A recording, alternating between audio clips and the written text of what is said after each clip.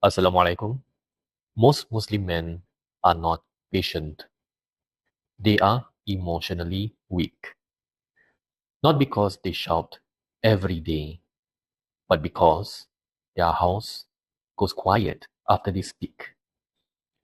If you are a father, a husband, a high pressure professional, and you feel your voice rise when you need to correct, this is for you. Not for boys, not for men who blame, it's for men who want mastery. If you need a structured reset when tension builds in your chest, download the Muslim Man Rebuild Playbook below. It's a 30-minute comeback protocol, nervous system reset, mental clarity, spiritual grounding. Now, listen carefully.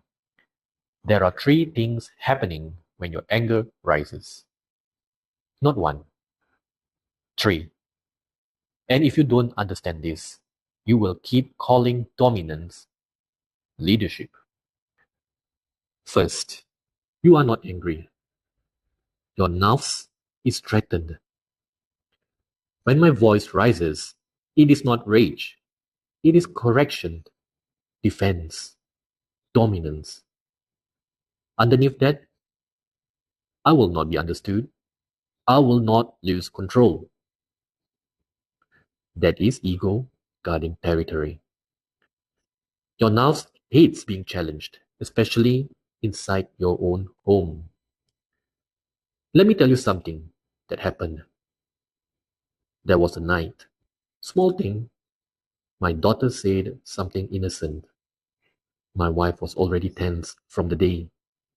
Energy shifted. I felt it. My chest tightened. My tone sharpened. Just slightly. Not shouting, not explosive, but firm, corrective, dominant. And my child paused. Just looked confused. The room changed. Nobody argued. But the atmosphere got heavy. That's when I realized the damage is not volume, it's presence.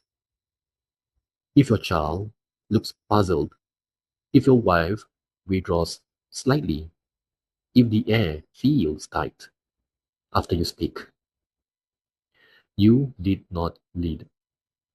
You reacted. Anger itself is not the problem. Unconscious anger is weakness. Because when you are unconscious, your calm is hijacked. And when your calm is hijacked, your house feels it. Now, here is where men deceive themselves. They say, I regulate, I breathe, I lower my voice, I hum, I activate the parasympathetic system. Good.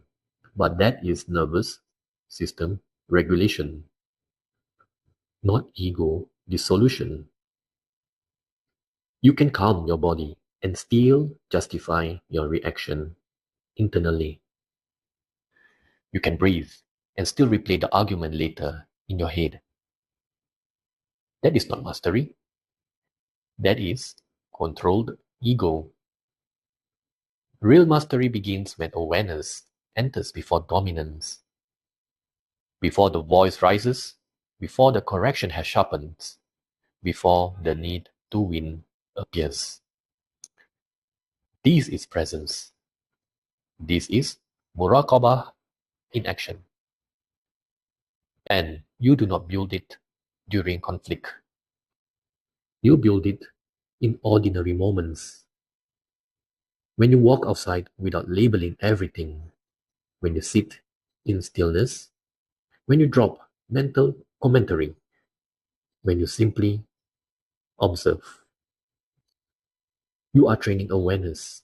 And as awareness grows, you start catching your ego mid sentence, then mid thought, then at the beginning of the surge. Eventually, you have a choice. Do I react or do I lead? That pause is strength. But here is what most men underestimate. The real damage is not the raised voice. It is the atmosphere. A child may not understand tension, but she feels it. A wife may not argue, but she withdraws. Silent tension is expensive. It erodes safety, and safety is leadership currency. If your presence feels like a mountain of pressure, your family will walk carefully around you. That is not authority, that is instability. A high value Muslim man is not someone who suppresses anger. He is someone who witnesses it, embraces it, and chooses response over reaction. Mastery does not mean you conquer anger.